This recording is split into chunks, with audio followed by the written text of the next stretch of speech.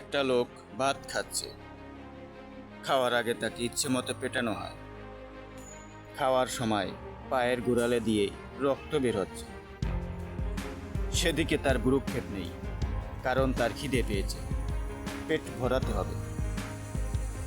ভর্তা মেখে প্রথম লোকমা মুখে দেওয়ার পর একজন জিজ্ঞেস করল, খাবার কেমন হয়েছে?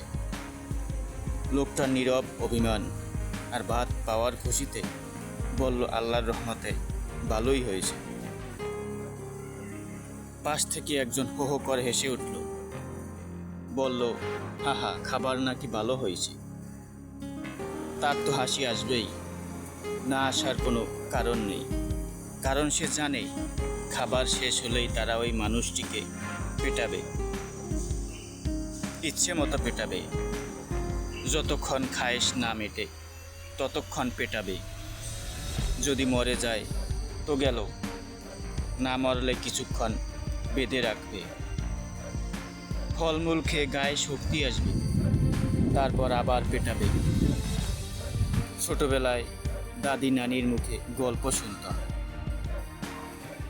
আদিমকালে যারা জঙ্গলে বসবাস করত, তারা শিকারকে খাইয়ে দাইয়ে হৃষ্টপুষ্ট করত, আগুনের চারপাশে নাচত, নেচে নেচে উৎসব করত, এরপর তাকে খেয়ে ফেলত।